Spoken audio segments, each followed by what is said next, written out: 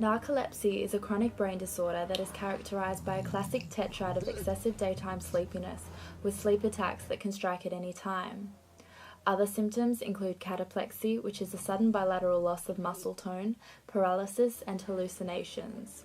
There is no cure for narcolepsy, but some of the symptoms may be controlled with medications such as modafinil, an oral amphetamine-like drug which promotes wakefulness by stimulating the motivational and cognitive brain circuitry. Despite its FDA approval over a decade ago, its precise mechanism of action is still unknown. However, there is a plethora of evidence indicating its effectiveness in treating narcolepsy. So in terms of the role of modafinil in the management of narcolepsy, only some people will experience totally normal wake times. About 50% of people will see an improvement in the ability to stay awake and a reduction in the total number of involuntary sleep episodes. It doesn't appear to affect natural hormones such as cortisol, melatonin, and growth hormone. Therefore, studies suggest that it doesn't actually interfere with voluntary naps. Side effects do include headache, dry mouth, insomnia, nausea, anxiety, tachycardia, and dermatological reactions. However, these do have relatively low incidence, making modafinil appear to be the first non-toxic drug that can improve the disturbing symptoms of narcolepsy. We do have to be mindful, however, there are possible contraindications in pregnancy due to spontaneous abortion and fetal growth retardation, and therefore it is used as a last resort in children. Now, let's take a look at the current theories on the mechanisms of action.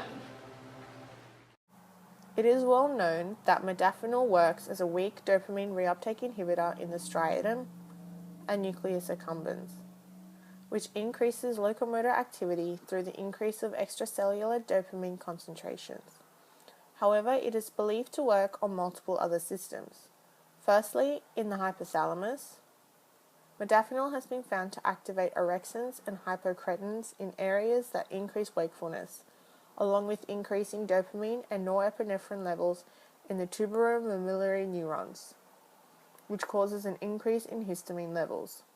Secondly, it's been found to activate glutaminergic circuits and inhibit GABAergic neurotransmission in the thalamus, and at higher doses in the hippocampus and striatum.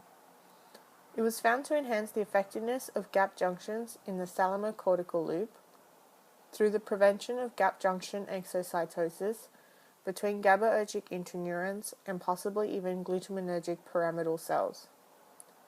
It also has a pro-electrotonic effect in the reticular activating system and is thought to increase arousal through cholinergic inputs to the thalamus. Currently, research is being done on modafinil versus placebo, cocaine, and amphetamine abusers. Results have shown that modafinil decreases the activation of the ventral tegmental area and the anterocingulate cortex. It also increases the levels of dopamine, glutamate, orexins, histamine, and noradrenaline. It decreases the levels of GABA in the brain via direct and hypothesized indirect pathways. Some of the effects are reduced euphoria caused by the illicit drug, increased time to feel the high, and thus reducing the attraction of the drug being enjoyable. It also decreases the negative withdrawal effects of discontinued drug use, such as depressed mood, anger, irritability, anxiety, and sedation. It also improves memory, learning, reasoning, and cognition. It also decreases the impulsivity and self-administration and sensation-seeking traits typically seen in addicts. The drawbacks of modafinil are that it doesn't work in smokers for nicotine addiction, and only a limited group of studies have shown these results, which differed based on variables such as gender, dosage, and the length of treatment. Modafinil has a long half-life, low toxicity, and it doesn't intensify the adverse effects caused by the illicit drugs. This makes it suitable in the rehabilitation of substance abuse. So what is the abuse liability of modafinil? Let's first define what abuse liability is. It is the likelihood that the use of a drug with reinforcing properties in a non-medical context can produce toxicity within an individual, and this self-administration can cause harm to both the abuser and the society they live in. In contrast, dependence liability is the likelihood that a drug has reinforcing properties and toxicity associated with its administration, but the use of the drug is not necessarily a threat to the user or public health. Drugs of abuse are commonly inhaled or injected, because this leads to a quicker high.